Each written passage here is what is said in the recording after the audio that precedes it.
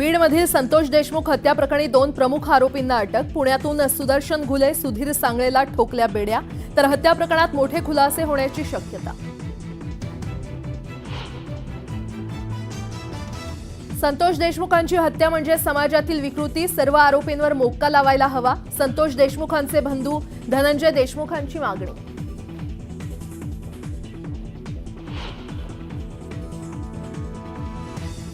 आरोपींना अटक पुण्यातूनच कशी होते? बीड प्रकरणात सुप्रिया सुळेंनी व्यक्त केला संशय, मुख्यमंत्र्यांनी पारदर्शकपणे न्याय देण्याची मागणी।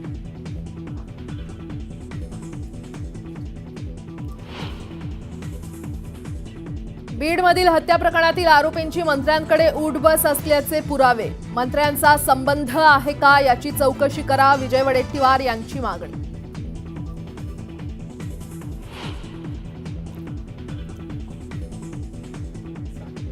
खऱ्या गुन्हेगारांपर्यंत पोहोचण्यासाठी सुरेश धस पुरेसे, धस यांचं बोलणं फडणवीसांच्या आदेशानं सुरू, संजय राऊतांचं वक्तव्य।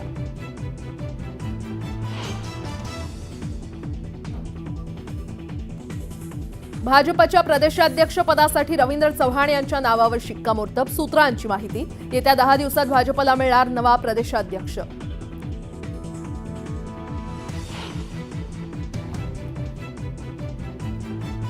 महसूल मंत्री चंद्रशेखर बावनकुळेंनी घेतली अमित शहांची भेट, 12 जानेवारीला शिर्डीत होणाऱ्या महाअधिवेशनाचं दिलं निमंत्रण।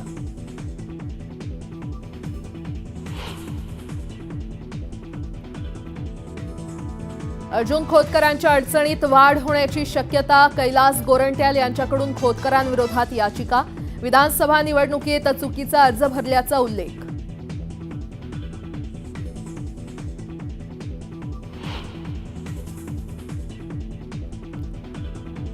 पुण्यात मराठी हिंदी वाद पेटला, मराठी कर्मचाऱ्यावर अन्याय केल्यानं टीम लीडरला मनसे कार्यकर्त्यांचा चोप, मराठी बोलल्यास कामावरून काढून टाकण्याची दिली होती धमकी।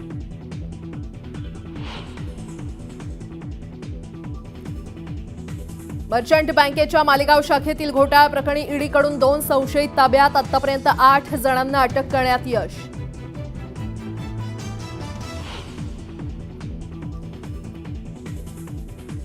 कोल्हापुरात रोटीसाठी हॉटेल व्यावसायिकाला जबर मारहाण, 11 जणांकडून मारहाण करत हॉटेलची ही तोडफोड, शाहूपुरी पोलीस ठाण्यात गुन्हा दाखल।